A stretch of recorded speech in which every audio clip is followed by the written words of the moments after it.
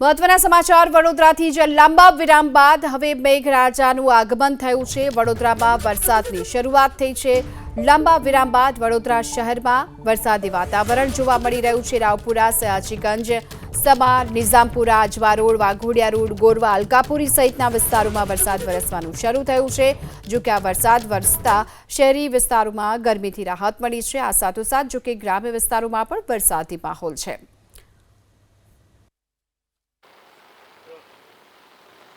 લાંબા વિરામ બાદ વડોદરાની અંદર વરસાદનું આગમન થયું છે। ક્યાંક ધીરી ધારે તો ક્યાંક મુસળધાર વરસાદ પડી રહ્યો છે। અત્યારે આપણે વડોદરાના રાવપુરા વિસ્તારમાં છે। આપ જોઈ શકો છો વરસાદ પડી રહ્યો છે। રોડ રસ્તા પલળ્યા છે। ધીરે ધીરે વરસાદની ગતિ પણ વધી રહી છે।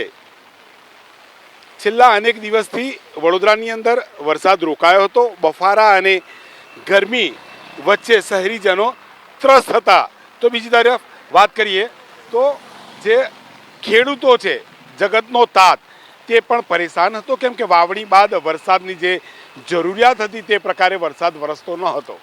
વડોદરાની વાત કરીએ તો રાવપુરા, સયાજીગંજ, ફતેગંજ, છાણી, સમા, આજવા રોડ, વાઘોડિયા રોડ, માંજલપુર, મકરપુરા સહિત વડોદરા શહેરમાં સાર્વત્રિક વરસાદ જોવા મળી રહ્યો છે। લોકોએ પોતાના રેનકોટ અને છત્રી જે મૂકી દીધા હતા તે પણ બહાર કાઢી રહ્યા છે।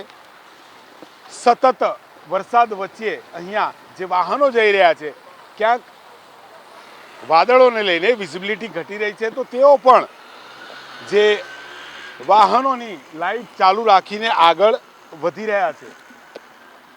શહેરની અંદર વરસાદથી શહેરીજનોને જે ગરમી અને બફારાથી પરેશાની હતી તેમાં ક્યાંક રાહત મળી છે કહી શકાય। હવામાન વિભાગની આગાહી છે દિવસ દરમિયાન વરસાદ પડી શકે અને તે જ રીતે સવારથી વડોદરાની અંદર વરસાદ જોવા મળી રહ્યો છે।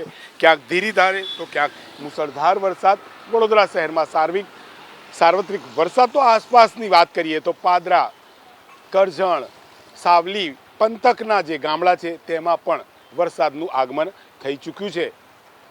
કેમેરામેન પરેશ ધોળકિયા સાથે લોરેન્સ પરમાર, એબીપી અસ્મિતા, વડોદરા।